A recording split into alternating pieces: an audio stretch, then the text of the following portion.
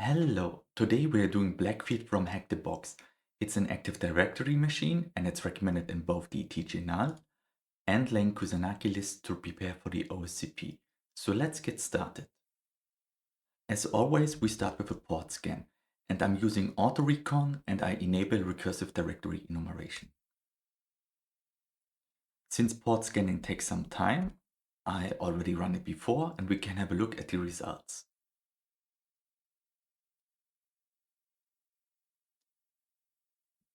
To do so, I'm starting a Python HTTP server in my directory. And then I can easily browse the results in my web browser.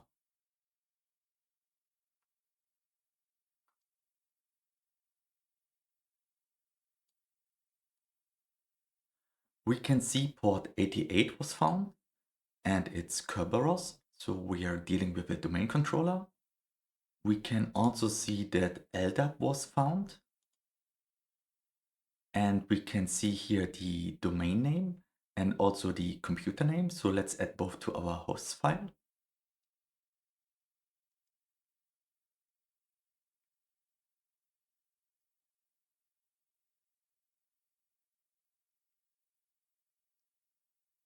We also see SMB was found.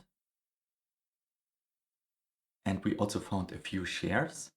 And we can see a few non-default shares like forensic or profiles.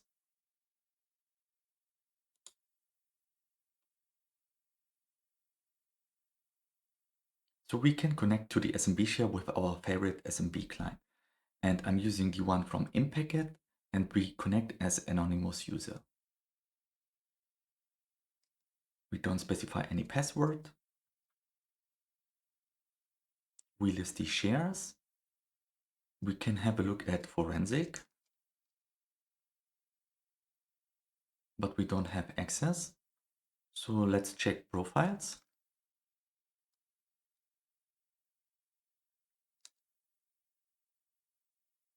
And we found many directories and it looks like these are all usernames. We also see that the size of each directory is 0, so it's only the directories. We can use the orange Cyberdefense Active Directory mind map for some guidance. And we go to the blue box. We have a valid user or a list of users, but no password. And we can start now a password spray attack.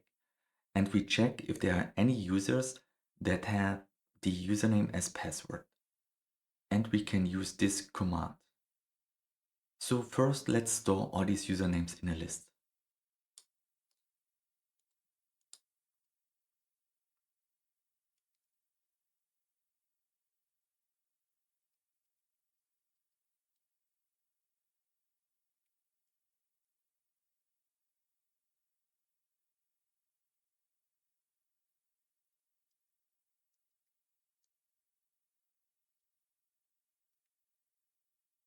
And now we can use netexec to perform the password spray attack. We provide the user's file for the usernames, but also for the passwords.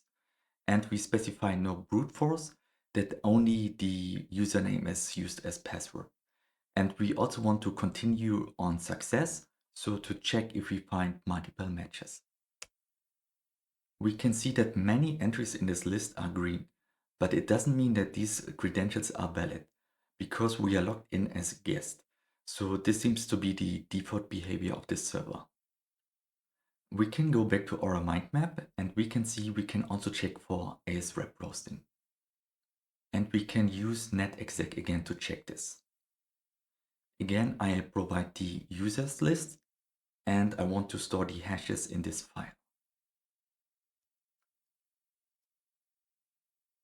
And we were lucky and we found the hash for the user support.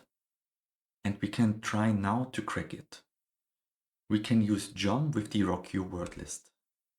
And we were able to crack the hash. We can check now the SMB access for this user. And we can see it's green and we don't see any guest here. So this is an indicator that the credentials are valid. We can also check if we have WinRM access, but we don't. We can also check our permissions on the shares.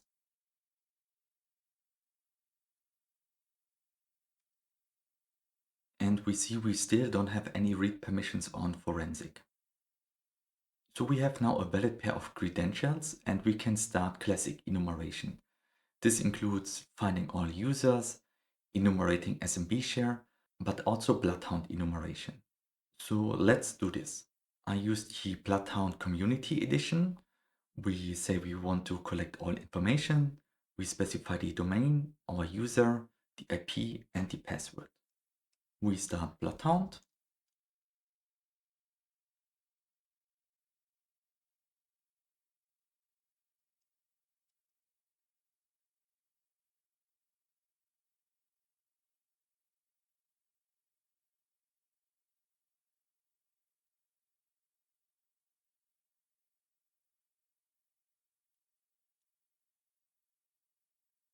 We upload all the data. And we can start exploring. We can check for our current user. And we can mark it as owned. And we can check the outbound object control. And we see we have the forced change password permission on the user audit 2020. We can click here and see how we can abuse this. So we can run this command to set the password for this user. So we specify the username of the user we want to change the password, the new password, our current user with our password, and the IP address of the domain controller. We can check if we can authenticate against SMB. And we can. Then let's check the shares. And this time we have read access on the share forensic. So we connect to SMB again.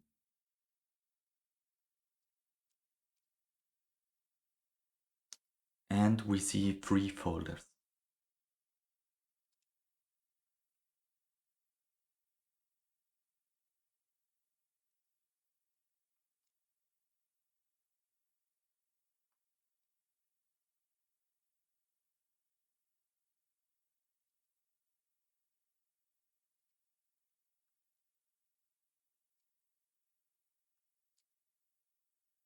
So we see here a zip file, elsas.zip, and this could be interesting.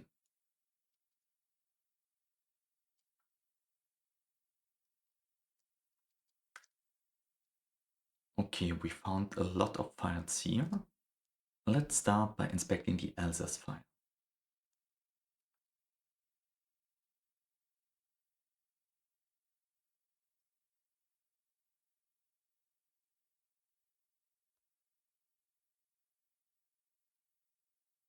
And we can see we have a mini dump of the elsas.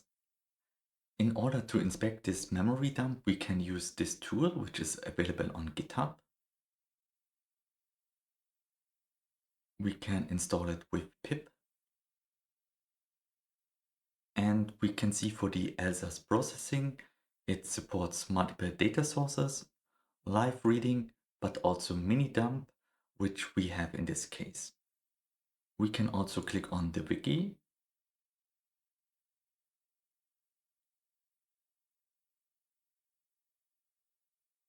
And here we see an example how to run it. And we get a lot of data back. So what we can do is we grab all the NT hashes and we store them in the file nt.hashes.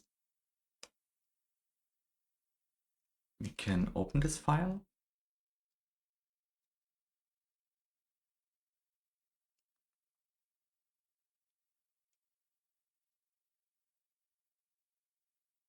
Now we can remove all the duplicates.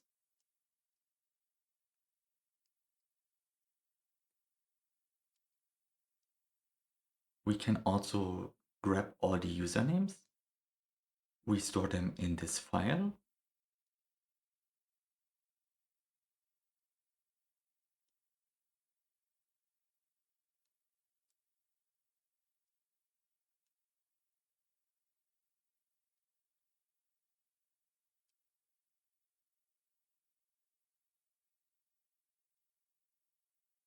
Again, we remove all the duplicates.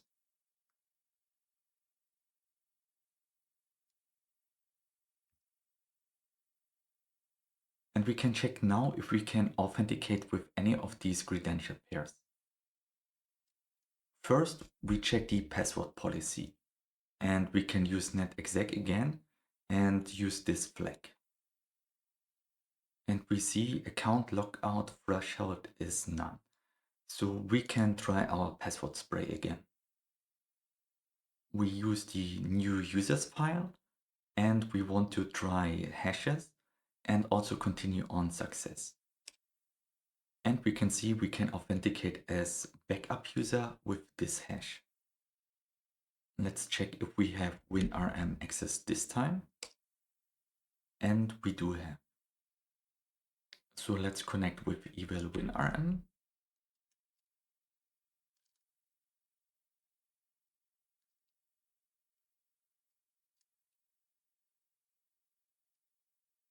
And we found the first flag, the user flag.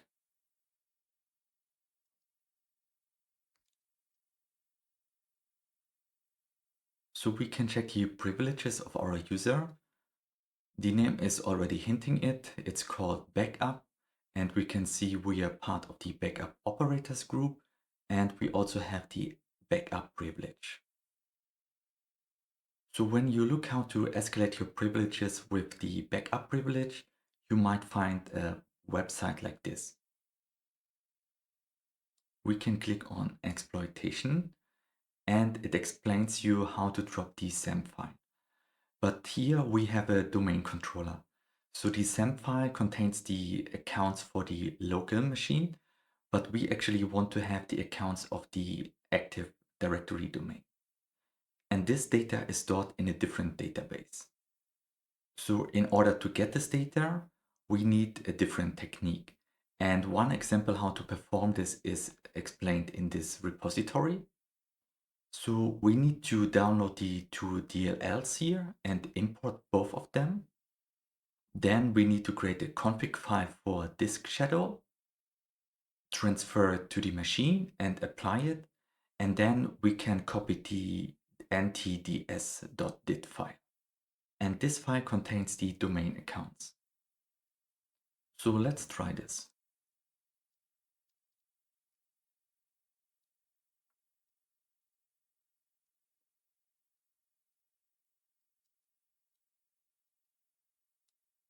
Let's first create this file.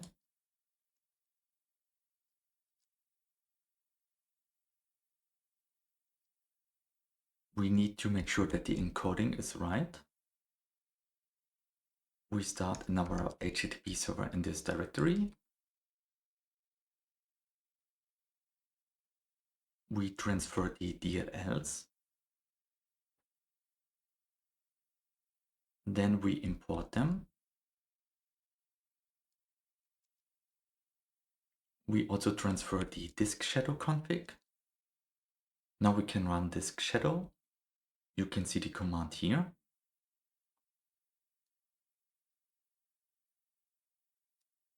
Now we can copy this file. And we will also save the system file.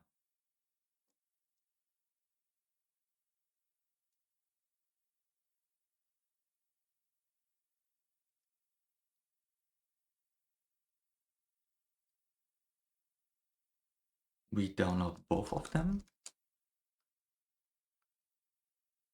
Now the system file.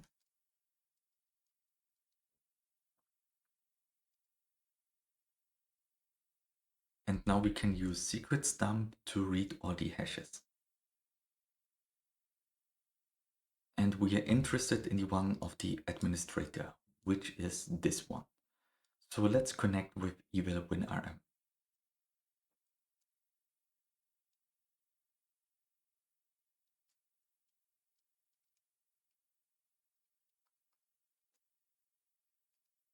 We can see the root flag and we are logged in as root. I hope you enjoyed the video and see you next time.